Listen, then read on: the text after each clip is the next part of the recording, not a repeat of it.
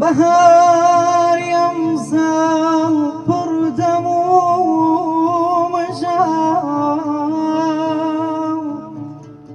سی ساڵ لەمەوە پێش ڕژێمی لە ناوچووی بەعز لە چوارچەوەی سیاسەتی پاکتاوی ڕەگەزی و ڕاگواستنی گوندەکان و سڕینەوەی ناسنامەی نەتەوەی کورددا لە ئێوارەی 22 ئاداری ساڵی 1970 بردومانی سنووری سێوسێنانی کرد بە چەکی کیمیایی.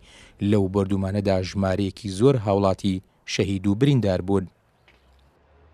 کاتی ناخوان ساعت 6 بوو کیمایی لێیە کوڕی کە عەبدوڵاوتی کاک محەمەد پیاوەکەی مژناوی کاک محەمەد بوو تی کاک محەمەد ئەو کەمالی ناوتی کاک محەمەد وڵای کیمایی دایەتی لە سێسات چۆن بەرەوەڵە وەختی هاتینە دەرەوە خۆمان کە جا ئێمەش بەرەکەوتین یان باران باری بارانەکە باری و ئینجارێ باوکی مناڵەکە کراسەکەی و خاولیەکە و بڵێن بەرماڵەکە بردمانە ئەو دیوەیتی ئەوەنە خەڵزوشتمان کردبوو لە ژێر زەمینە بوو لە ژێر خانە بڵێن ئیتر کە کردمان بە خۆڵەتی دووکەڵەکەی هێنادای بەسەر دەموچە ئاگروشتیان کردەوە ئێمەش ئەوە دەرچین بەڵام بیتر کەس نەیزانی کێ بوو لە ماڵێک لە پاڵمانە بوو ماڵ کاک دامەوە تاقییان لێ بڕە باوکی مناڵەکان وتی با بچمش وتم مەڕەوەی گوێڕێت ئەم چوار مناڵە چی لێ بکەم. ڕژێمی لە ناوچووی بەعز کە دەمێک بوو ڕقی لەم ناوچەیە بوو پەلاماری سێوسێنانی دا و لە ماوەیەکی کەمدا 69 لە هاوڵاتیانی ئەم سنوورە گەشتنە کاروانی نەمران و نزیکەی 80 کەسیش بریندار. هەر لە ساڵیاد و بیرەوەری بردومانی سێوسێناندا مەراسیمێک ڕێکخراوتیایدا چەند وتارێک خوێنرانەوە. هاوڵاتیانی ناوچەکە بە چەندین شێواز یادی کارەساتەکەیان کردەوە. شاید حاڵەکانی ڕووداوەکەش باز لە ڕۆژی کارەساتەکە دەکەن کە دەیان هاوڵاتی بەهۆی بردومانەکانەوە بوونە قوربانی.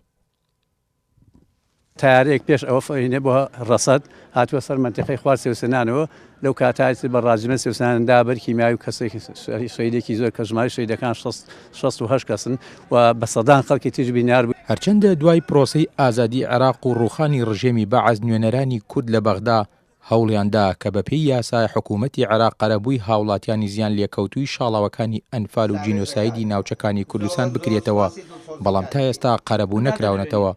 ئەندامێکی پەرلەمانی عێراقیش باز لەوە دەکات سەرباری هەوڵەکان و بوونی یاسا، بەڵام تا ئێستا بودجە بۆ قەرەبووکردنەوەی زیان لێکەوتوان تەرخان نەکراوە.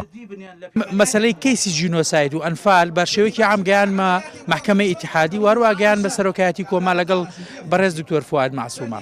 لە ڕاستیە ئەم حاڵەتە حاڵەتێکی با بڵێن موزمینە کە ڕوبەڕووی هەموو نوێرانی کوورد دەبێتەوە. هەر لە سەرەتاوە کە جرای مامجراش لێ بووە لە هەموو خولەکانی تردا ئیشی تەواو کراوە و کەیسەکان بە جینۆساید ناسێنراون و لە ڕووی قانونی و لە ڕووی ڕووەکانی یاسایی و کۆتایی بە مەسەلەکە هاتووە، بەڵام ئێستا کێشەکان سیاسی کراوە.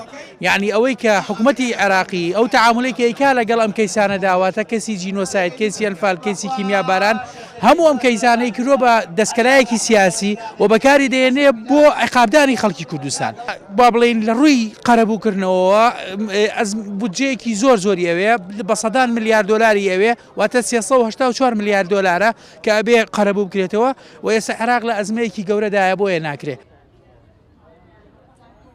دوای 30 ساڵ تێپەڕبوون بەسەر بردومانی ناوچەی سێوسێنان بە چەکی کیمیایی لەلایەن ڕژێمی لە ناوچووی بەعسەوە، تا ئێستاژ ئاسەواری ئەو بردومانە لەو ناوچەیە بەدی دەکرێت. ئەوەی لێرەدا دەبینین پاشماوەی ئەو بۆمبەیە کە حکوومەتی بەعز لە دژی هاوڵاتیانی ئەم ناوچەیە بەکاری هێنا لە یەک ڕۆژدا بەدەیان هاوڵاتی لە سێوسێنان بوونە قوربانی. لە ئێستاشدا هاوڵاتیانی سێوسێنان لە چاوەڕوانی ئەوەدان کە بەپێی قانون قەرەبووی هاوڵاتیانی زیان لێکەوتووی ناوچەکە بکرێتەوە. ئاکۆ ئەمین، کوردسات نیوز، ناحیەی سێوسێنان.